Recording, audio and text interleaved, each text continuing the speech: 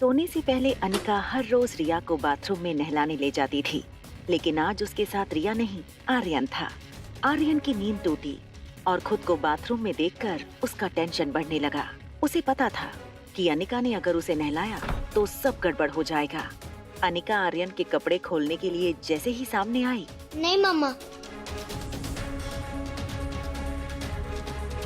क्या हुआ? चलो मम्मा मैं बड़ी हो गई। इतनी बड़ी हो गई कि मम्मा के सामने शर्म आ रही है। बाहर खड़े आर्यन ने चैन की सांस ली। आर्यन ने अलमीरा से रिया के कपड़े लिए और अनिका के आने से पहले कपड़े बदल लिए। जैसे ही बाथरूम से पानी की आवाज बंद हुई, आर्यन बेड पर जाकर लेट गया। उसने अपनी आंखें बंद कर ली। अनिका जैसे ही बाहर आई, उसने देखा कि रिया ऑलरेडी सो चुकी थी।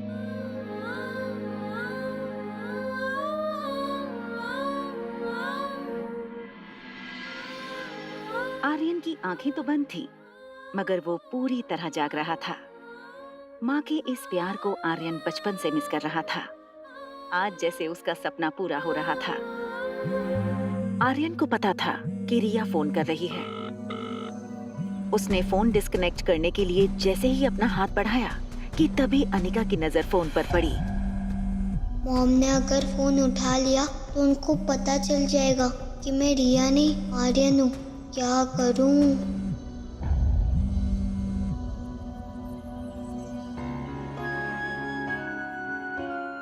अनिका ने देखा कि फोन कट हो चुका है, इसलिए उसने ज्यादा ध्यान न देते हुए फोन बंद करके साइड वाले टेबल पर रख दिया। अनिका को पता था कि अगले दिन उसे डॉक्टर अमृता बनकर ज्योति बुआ का ऑपरेशन करना है। वो जानती थी इतनी मुश्किल ऑपरेशन के लिए उसकी नींद का पूरा होना बहुत जरूरी था। थोड़ी देर बाद जब आर्यन को महसूस हुआ कि अनिका सो चुकी थी, आर्यन ने धीरे से अनिका को हक कर लिया। आर्यन को पता भी नहीं चला कि कब वो खुद गहरी नींद में सो गया।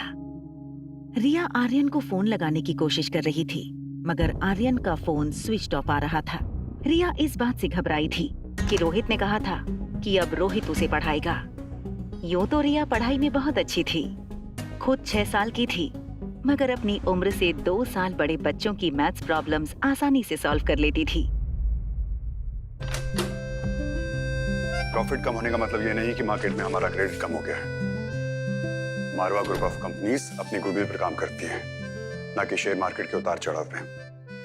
आप क्वालिटी पे ध्यान दीजिए, प्रॉफिट अपने आप होगा। रोहित की भारी आवाज सुनकर रिया का टेंशन एकदम से गायब हो गया। रिया को इस बात का यकीन हो चुका था कि अगर इस दुनिया में उसका कोई डैड था तो वो बस रोहित ही था। ओके आर्यन बेटा, आप मुझे ये बताओ कि who was the first president of India? Doctor Rajendra Prasad. Rohit ने कभी ये एक्सपेक्ट नहीं किया था कि इस प्रश्न का जवाब आर्यन सही देगा, और वो भी बिना सोचे। Excellent, that's the right answer Aryan. Aryan का नाम सुनते ही रिया को अचानक रियलाइज हुआ कि उसे आर्यन की तरह जवाब देना था। वो हर क्वेश्चन का राइट आंसर नहीं दे सकती, मगर उसे गलत आंसर देने की प्रैक्टिस भी नहीं थी। अच्छा, अब ये बताओ कि who is the father of our nation? जवाब मुंह पर होते हुए भी रिया सोचने लगी थी। सचिन तेंदुलकर। बेटा देखो, ये हमारे father of the nation Mohandas Karamchand Gandhi. आप इन्हें कैसे भूल सकते हो? क्या बहाना बनाऊं कि डैड को गुस्सा भी ना आए? हाँ याद था मुझे, दरअसल मैं भूल गई थी।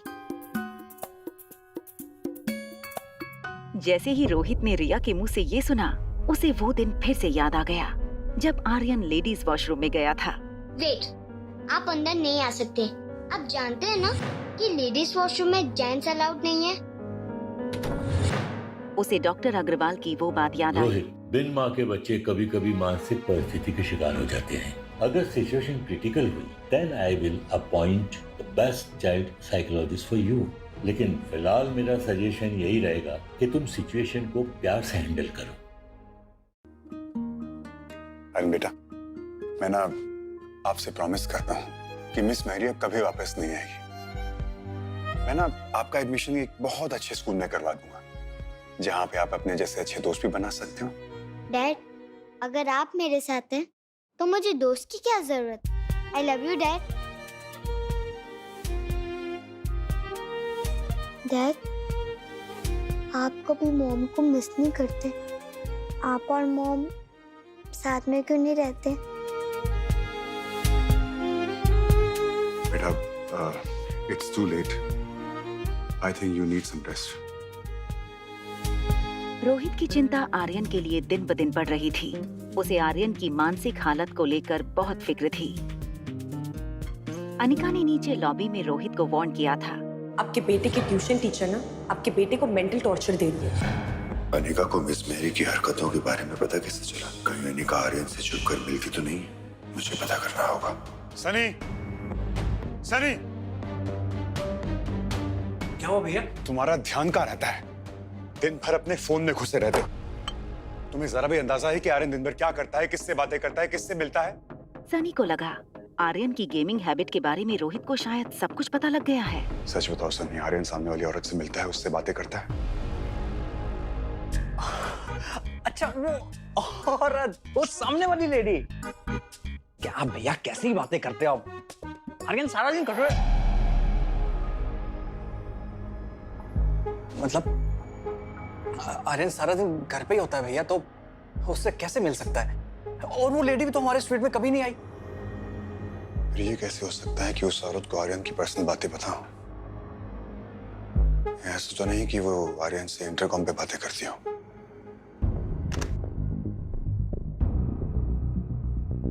ये नंबर तो स्वीट रूम 2401 का है, जो अनिका के नाम से बुक है। क्या अनिका आर्यन से इंटरकॉम के थ्रू बात करती है? मुझे ये औरत अनिका बिल्कुल समझ में नहीं आ रही है। पता नहीं आखिर चाहती क्या है। क्या इससे भी मेरे घर वालों ने भेजा है? भैया, मैं जानता हूँ कि आपको आर्यन की फिक्र है, पर मेरा विश्वास कीजिए, आर्यन बिल्कुल भी वैसा नहीं है जैसा आपको लगता है। अभी आपको लग रहा है कि आर्यन बिल्कुल भी स्मार्ट नहीं है, लेकिन भैया मैं जानता हूँ कि आर्यन बहुत स्मार्ट है। और अगर उस लेडी का आर्यन के ऊपर कोई पॉजिटिव इफेक्ट हो भी रहा है तो क्या फर्क पड़ता है? और भैया ये बात तो आप भी जानते हो कि आप चाहे कितनी भी कोशिश कर लो, आर्यन की जिंदगी में उसकी माँ की कमी पूरी नहीं कर सकते हो।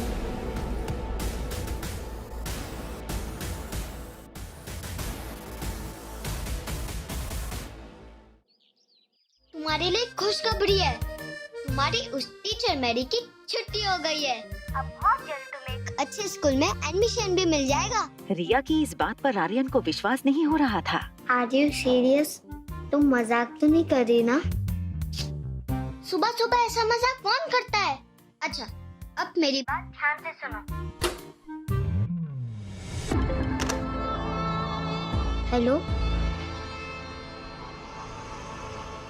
फोन क्यों काट दिया?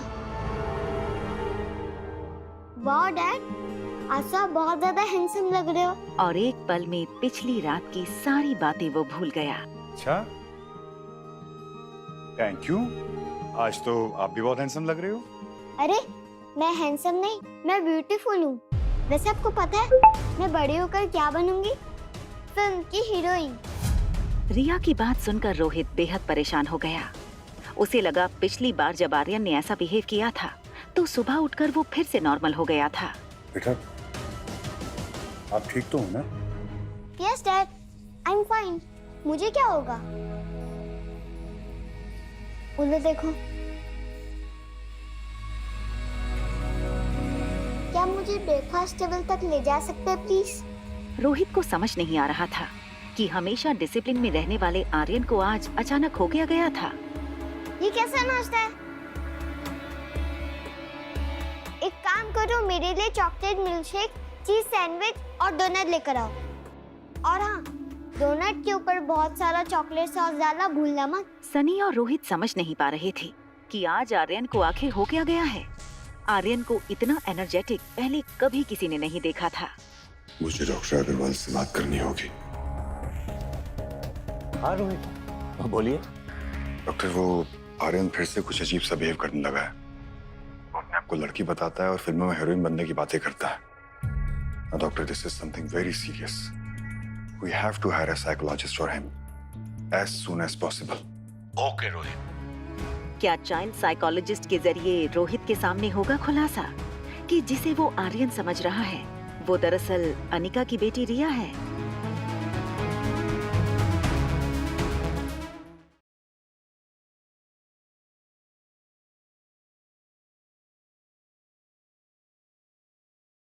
सब नहीं, मैं ब्यूटीफुल हूँ। वैसे आपको पता है मैं बड़ी होकर क्या बनूंगी?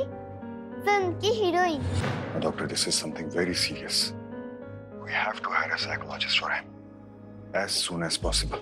डैडी आओ ना, साथ में नाश्ता करते हैं। रोहित बेहद टेंशन में फोन पर डॉक्टर अग्रवाल से आर्यन को ट्रीट करने की रिक्वेस्ट कर रहा था। डाइनिंग टेबल पर सनी और रिया सनी के मोबाइल में देखकर हंस रहे थे। देखो रोहित, हर इंसान की अपनी प्रेफरेंस होती है। उसे कोई चीज अच्छी लगती है, कोई चीज बुरी लगती है। हम कितनी भी कोशिश कर लें, जबरदस्ती किसी बच्चे के अंदर किसी चीज के लिए नफरत या प्यार पैदा नहीं कर सकते। ये कुदरती होता है। बाई बार, अब जैसे मुझे कॉफी पसंद है, तुम्हें चाय पसंद है। हो सकता है आर्यन को वो सब सारी चीजें पसंद हो जो आमतौर पर लड़कियों को पसंद होती है। ये कोई बीमारी नहीं है रोहित। इसका ना तो उसकी हेल्थ से कोई लेने देना है और ना ही उसकी मानसिकता से। He is as normal as you and me. जब रोहित ने इन चीजों पर कोई रिएक्शन नहीं दिया तो डॉक्टर अग्रवाल ने एक लंबी सांस छोड़ते हुए कहा, देखो Rohit, I will send Dr. Shruti as soon as possible. Till then, तुम आर्यन को बहुत खुश रखो. Make observation and note down. We will try our best for Aryan. Thank you, doctor. Thank you so much. अरे hold. मैं भी तुम्हें call करने ही वाला था। आज शाम को हमारे हॉस्पिटल में डॉक्टर अमृता रायचूरा एक सर्जरी करने आने वाली है। रोहित को आर्यन का टेंशन तो जरूर था, लेकिन अपनी दादी के इलाज के लिए उसका डॉक्टर अमृता से मिलना बहुत जरूरी था। लेकिन वो इस बात से बेखबर था कि अनिका ही डॉक्टर अमृता है। क्या आज ये सच उसके सामने आ जाएगा? Well, that's a good news. Doctor please make sure कि मैं डॉक्टर अमृता से 5 मिनट के लिए मिल सकूं, प्लीज। तुम एक काम करो, ठीक शाम 5 बजे आ जाओ and I will make sure कि वो तुम्हें वहाँ मिले। Yes doctor, thank you. अच्छा सुनो, कल रात को तुमने गेम में लॉग इन क्यों नहीं किया? पता है सब लोग तुम्हारा इंतजार कर रहे थे। फ्रांस की टीम हमारी टीम इंडिया के ऊपर भारी पड़ गई थी। अगर तुम होते ना बॉस, तुम्हारी टीम पक्का जीत जाती। आपसे कितनी बार कहा है मैंने कि फ्रांस की टीम का अटैक स्ट्रांग होता है, डिफेंस कमजोर होता है। अगर आप टीम बनाकर उनकी डिफेंस को तोड़ दोगे तो उन्हें हराना आसान है। और आपसे मैंने ये भी कितनी बार कहा है कि आर्म्स और वेपन के साथ हेल्थ भी हमेशा 60% से ऊपर होना चाहिए। सनी बहुत एक्साइट हो रहा था कि जिसे वो गुरु मानता है, जो गेमिंग दुनिया का सुपरस्टार है, वो स्वीट एंजल और कोई नहीं बल्कि उसका अपना भतीजा आर्यन था। अच्छा गुरु, कुछ ऐसा बताओ ना जिससे मैं कभी ना हारूं। कुछ बताओ। रिया को समझ में आ गया कि ज्यादा प्रश्नों का उत्तर देने से कंफ्यूजन बढ़ सकता था, जिससे उसकी और आर्यन की पोल खुल सकती थी। रिया ने जवाब नहीं दिया। उसने सनी की तरफ देखकर एक आंख मारी। सनी,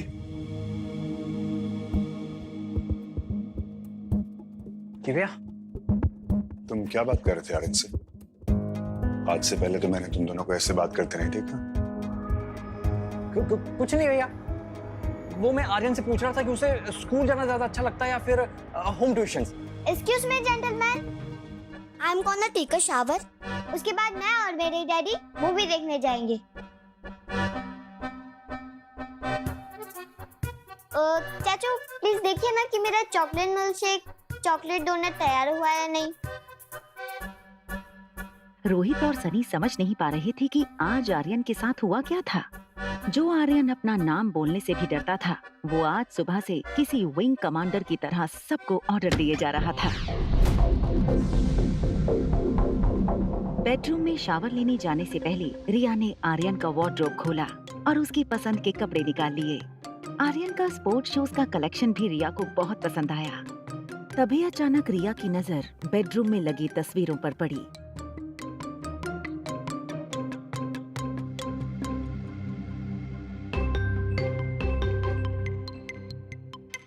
अगर आर्यन मेरा क्लोन नहीं है तो वो बिल्कुल मेरे जैसा सेम टू सेम कैसे दिख सकता है? मम्मा ने तो कहा था कि वो मनाली मेरे भाई को ढूंढने के लिए आई है।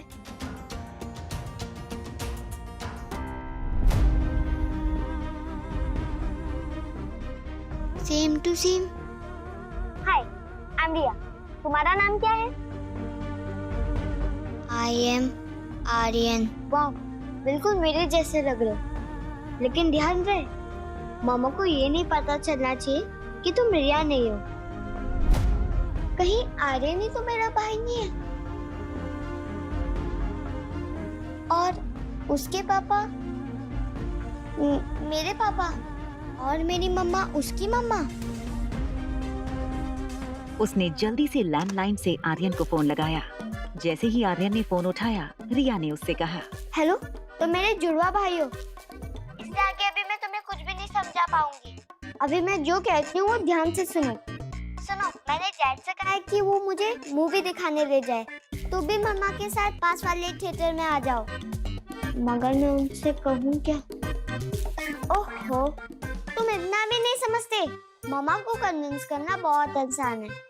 उनके सामने जाओ और हल्की सी स्माइल दो और कहो कि आज मेरा मूवी देखने का मूड है। बस वो सारा काम छोड़ के तुम्हें मूवी दिखाने ले जाएंगी। मैं चाहती हूँ कि मम्मा और डैड साथ बैठकर फिल्म देखें। मैं तुम्हारा ये रेड हुडी और ब्लू जीन्स पहन रही हूँ और मेरे पास भी ऐसा सेम टी शर्ट है, तुम वो पहन लो। और हाँ, किसी को हमारे असली अर्थ के बारे में पता नहीं चलना चाहिए। मैं डैड को पहले ही थिएटर के अंदर ले जाऊंगी और तुम बस इतना ही ध्यान रखना कि थिएटर के अंदर अंधेरा होने के बाद ही तुम मम्मा को लेकर आना और फिर मेरे साथ वाले सीट में बैठ जाना। We are taking our parents on a movie date. अब जल्दी करो, हम बहुत जल्द एक साथ एक ही घर में रहने वाले हैं। ये सुनकर आर्यन बहुत खुश हो गया कि अनिका ही उसकी मॉम थी।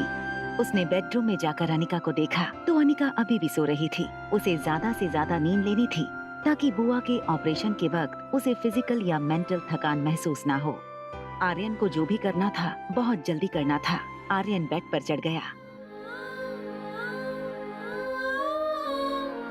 दबी सी नाजुक नाक, गोरा रंग, लाल गाल देखकर आर्यन को लगा जैसे उसके अपने चेहरे की बनावट बिल्कुल अनिका के चेहरे जैसी थी।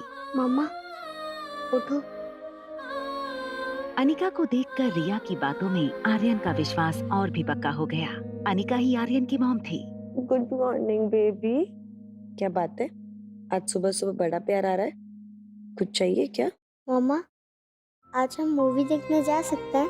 अनिका ने आज तक रिया को किसी भी चीज के लिए मना नहीं किया था। उसने घड़ी की तरफ देखा। ज्योति बुआ का ऑपरेशन 5 बजे का था। अनिका ने सोचा कि 3 घंटे की फिल्म पूरी करके वो हॉस्पिटल चली जाएगी। चलो फिर रेडी हो जाओ, जल्दी से निकलना पड़ेगा। मेरी आज की सारी अपॉइंटमेंट्स कैंसिल कर दो। आज मैं आर्यन के साथ फिल्म देखने जाऊंगा और वहां से लाइफ केयर हॉस्पिटल। जितना बोला है उतना करो। आज का दिन मेरी फैमिली के लिए बहुत इंपॉर्टेंट है। Got it? आर्यन बेटा, मैं ना सिनेमा हॉल की सारी टिकट्स बुक कर लेता हूँ। पूरे हॉल में सिर्फ हम दोनों होंगे। ये बात सुनकर रिया को अपना प्लान फेल होता नजर आ रहा था। उसने तुरंत अपनी दूसरी डिमांड रख दी। अगर हम पूरे हॉल में अकेले ही बैठने वाले हैं, तो हम घर में मूवी नहीं देख सकते। आई वांट कि मैं सबके बीच में बैठकर मूवी देखूं। बेटा, सिचुएशन को समझने की कोशिश करो। तुम बीमार हो सकते हो, तुम्हें इंफेक्शन हो सकता है। It's to risky. डैड, अगर हमारे पास ग्लव्स है, मास्क है, तब किस बात का डर?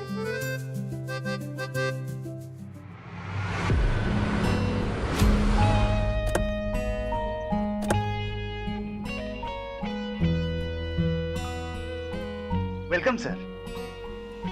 बेटा, ये मास्क क्यों पहना है? डैडी चलो ना, फिल्म स्टार्ट हो जाएगी।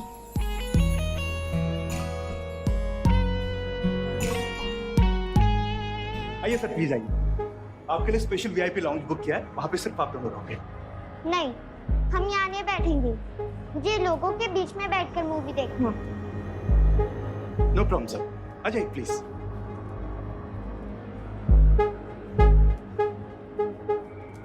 वहाँ बैठेंगे। रोहित और रिया दोनों सीट पर बैठ गए। रिया का ध्यान अब भी थिएटर हॉल में आने वाले लोगों पर था। उसकी प्लानिंग ये थी, जैसे ही अनिका और आर्यन हॉल में आए, वो आर्यन को इशारा कर देगी। फिर आर्यन बिल्कुल रिया की बगल वाली सीट पर बैठ जाएगा। वहाँ आर्यन बार बार कोई ना कोई बहाना बनाता था। उल्टे सॉक्स क्यों पहन रही हो? सॉरी मम्मा। दो, मैं पहन। तुम तुम बस इतना ही ध्यान रखना कि थिएटर के अंदर अंधेरा होने के बाद ही तुम मामा को लेकर आना।